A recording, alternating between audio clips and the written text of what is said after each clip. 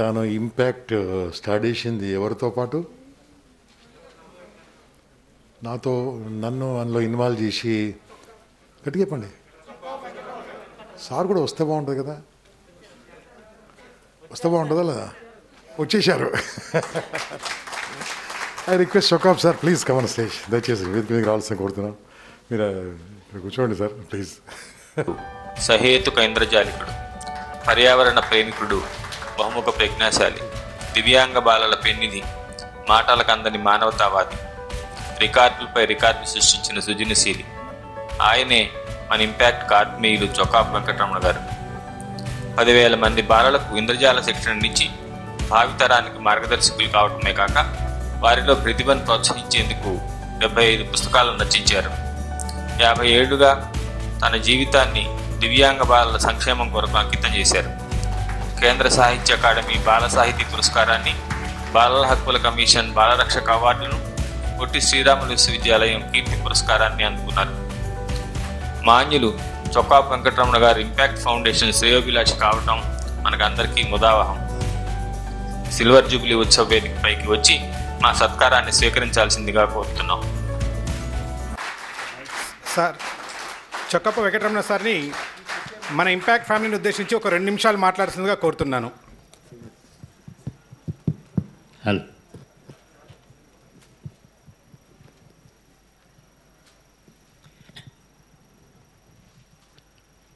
నా ముందు ముత్యాల్లా పరిచి ఉన్న మీ అందరికీ శుభాకాంక్షలు. ఇంపాక్ట్ 25 ఏళ్ళు పూర్తి చేసుకున్న సందర్భంగా ఈ సిల్వర్ జూబ్లీ కార్యక్రమంలో మిమ్మల్ని అందరినీ కలుసుకోవడం చాలా సంతోషంగా ఉంది. నేను మాట్లాడడానికి ముందు నన్ను నేను ఆలింగనం చేసుకోవాలనుకుంటున్నాను. గంప గారు,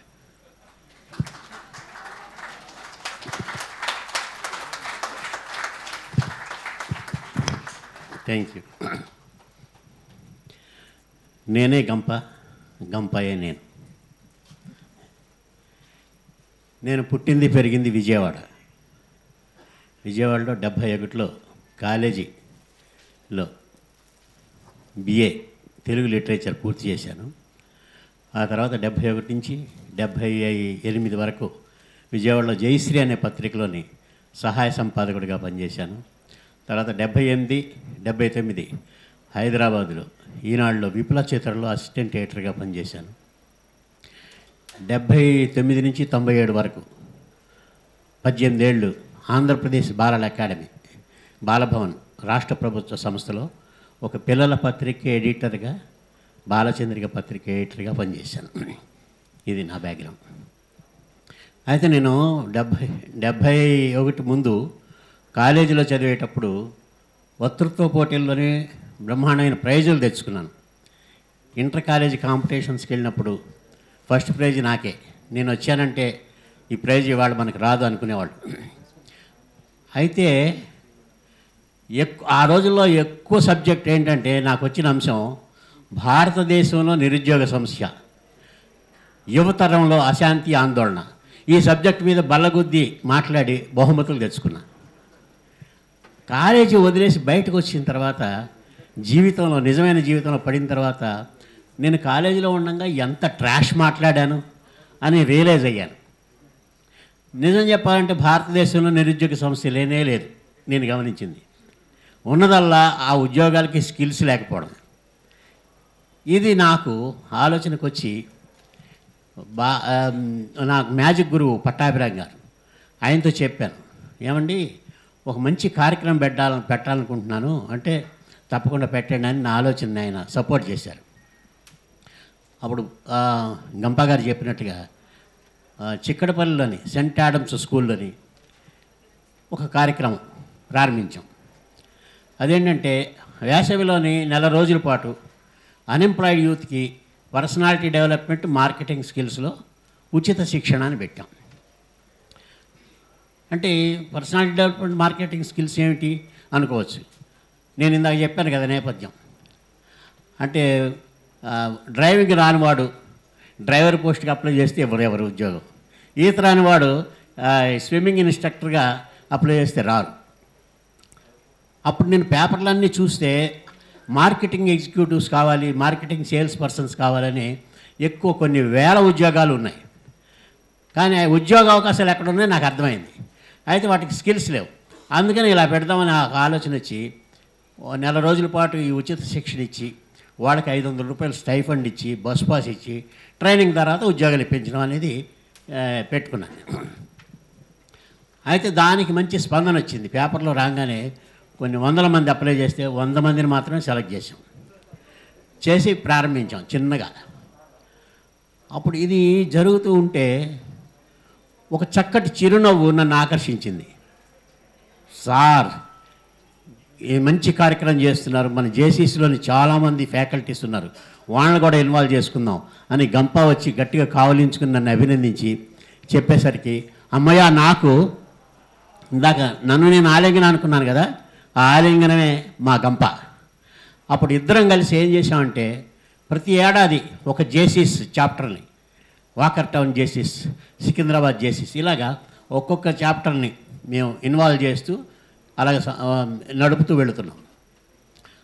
అయితే మొదటి సంవత్సరం మేము చేసినప్పుడు 100 మంది ఉద్యోగాల కోసం వచ్చిన వాళ్ళు ఇంకొక వారం రోజుల్లో మిమ్మల్ని ఇంటర్వ్యూలు చేయడానికి ఒక 4-5 కంపెనీల వాళ్ళు వస్తున్నారయ్యా, మీలో ఎంతమందికి ఉద్యోగాలు కావాలంటే ఆ 100 మందిలో 10 మంది చేతులు ఎత్తారు. ఏంటి మిగతా వాళ్ళ సంగతి ఏమిటనంటే, సార్ మీరు నెల రోజులు ఇచ్చిన ఈ ట్రైనింగ్కి మాకు గొప్ప మోటివేషను, మేము ఉద్యోగాలు చేయం సార్, ఏదైనా ఇండస్ట్రీ పెడతాం, ఏదైనా కంపెనీ పెడతాం, మేమే 100 మందికి ఉద్యోగాలు ఇస్తాం అన్నారు. చాలా ఆనందం కలిగింది. చాలామంది స్పాన్సరింగ్ చేస్తాం మేము అని వస్తే మమ్మల్ని చేయనివ్వండి, అయితే మీరు మీ కంపెనీలో వీళ్ళకి ఉద్యోగాలు ఇవ్వండి అని చెప్పాం. కొందరైతే మమ్మల్ని ఇద్దరిని పిచ్చివాళ్ళు అన్నారు, మీకు ఏమైనా పిచ్చా, అపాత్రదానం చేస్తున్నారు మీరు అని అంటే అప్పుడు మేము ఒక మాట చెప్పాం, ఏమంటే రిటర్న్స్ ఆశించి చేస్తే అది మనకి బాధ అనిపిస్తుంది, మనం సర్వీస్ చేయాలనే ఉద్దేశంతో చేస్తే హ్యాపీనెస్ ఉంటుంది. ఎందుకంటే మనం ఒకరికి సాయం చేసినప్పుడు వాళ్ళే వచ్చి మనకి సాయం చేయాలని ఎక్కడా లేదు. మనకి అవసరమైనప్పుడు, సహాయం అవసరమైనప్పుడు ఎవరో ముక్కు మొహం తెలియని వాళ్ళు వచ్చి మనకి సాయం చేస్తారు.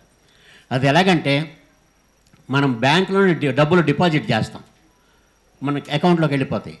మళ్ళీ మనకి డబ్బులు అవసరమైనప్పుడు డ్రా చేసినప్పుడు అవే రూపాయలు రావు, అవే నెంబర్స్ రావు. అట్లాగే మనకి సాయం అవసరమైనప్పుడు ఎవరో వచ్చి మనకి ఎలా సాయం చేస్తారంటే, ఇక్కడ రూపాయలు మారితే అక్కడ రూపాయలు మారుతాయి, ఇక్కడ నెంబర్లు మారితే అక్కడ మెంబర్లు మారుతాయి అని చెప్పాం. చాలా సంతోషం అనిపించింది. మేము నమ్మిన సిద్ధాంతాన్ని ముందుకు అలాగ వెళుతూ ఉన్నాం. ఇలాగా అలా మొదలెట్టిన ఆ ఉద్యమం ఇంతింత ఒటింత అన్నట్టుగా అది 100 మంది 1000 మంది అయ్యారు, 2000 మంది అయ్యారు. ఇప్పుడు దేశవ్యాప్తంగా ఇలాగా ఇది విజృంభించిందంటే దానికి కారణం ఈ ఇంపాక్ట్ అనే ఒలింపిక్ జ్యోతిని ఆరిపోకుండా ముందుకు తీసుకెళ్తున్న గంపా సామర్థ్యం, గంపా కమిట్మెంట్, గంపా సేవా దృక్పథం. అయితే నేనేం చేశానంటే మధ్యలోని స్టూడెంట్స్, టీచర్స్, పేరెంట్స్ కౌన్సిలింగ్ క్లాసులు మొత్తం 2 రాష్ట్రాల నుండి ఇస్తూ వెళుతున్నాను. అంటే నేను నాది కాన్సెప్ట్ పిల్లలు అనగానే చొక్కా వెంకటరమణ అంటారు. అంచేత నేను ఎక్కువగా అటు డైవర్ట్ అయ్యాను. ప్రతి ఇంపాక్ట్ మీటింగ్కి నేను వచ్చి కలవడం, మీ అందరిని చూసి సంతోషించడం జరుగుతుంది. చాలా సంతోషం అనిపిస్తుంది. ఇలాగా ఇంపాక్ట్ ఇలాగా ఒక్క దీపం 1,00,000 దీపాలను వెలిగిస్తుంది అంటారు కదా, అలాగే నాకు దొరికిన ఒక గంప 1,00,000 మంది పెట్టు, 1,00,000 మందిని తయారు చేశాడు ఆయన. ఇంకా ఇతర రాష్ట్రాలకు కూడా వ్యాప్తి చేస్తారని నాకు నమ్మకం ఉంది. ఇలాంటి అద్భుతమైన వ్యక్తిత్వం గల గంప నాకు మిత్రుడు కావడం నాకు గర్వంగా ఉంది. అలాగే ఈ పరంపరలో ఇంపాక్ట్లోని ఎంతోమంది మిత్రులు నాకు పరిచయం అయ్యారు. వాళ్ళందరికీ కూడా హృదయపూర్వక ధన్యవాదాలు తెలియజేసుకుంటున్నాను. నమస్తే. ఇక్కడ జయసింహ గారు ఉన్నారు, మిత్రుడు జయసింహ. ఆయన 24 గిన్నిస్ రికార్డులు చేసి గిన్నీస్ రికార్డు చేశారు ఆయన. ఆయనతో పాటు నేను కలిసి ప్రయాణం చేశాను. అయితే నేను కూడా ఒక చిన్న రికార్డు చేశాను. 76 మందితో లిమ్కా రికార్డులు చేయించాను. అలాగే ఇంకా ఇతర రికార్డులు కలిపి ఒక 100 రికార్డులు చేయించాను. నాకు ఏదైనా కొత్త కాన్సెప్ట్ ఏదైనా ఆలోచన వస్తే దానికి సరైన వ్యక్తిని ఎన్నుకొని వాళ్ళతో చేయించడం సరదా. అయితే అందరూ మీరు ఇంతమందితో రికార్డులు చేయించారు, ప్రపంచ రికార్డులు, మీరెందుకు చేయరు అన్నారు. సమయం వచ్చినప్పుడు చేస్తా అన్నాను. అలాగే సమయం వచ్చి లాస్ట్ ఇయర్ ఒక రికార్డు చేశాను. 100 నిమిషాల్లో 100 కథలు చెప్పడం. 100 నిమిషాల్లో 100 కథలు చెప్పి ఒక రికార్డు చేస్తే 100 నిమిషాల్లో 100 కథలా అంటే నిమిషానికి ఒక కథ అన్నమాట అని చాలామంది అడిగారు. నిమిషానికి ఒక కథ కాదండి, అర నిమిషం కథలు ఉన్నాయి, పావు నిమిషం కథలు ఉన్నాయని చెప్పారు. ఒక అర నిమిషం కథ చెప్పండి అన్నారు.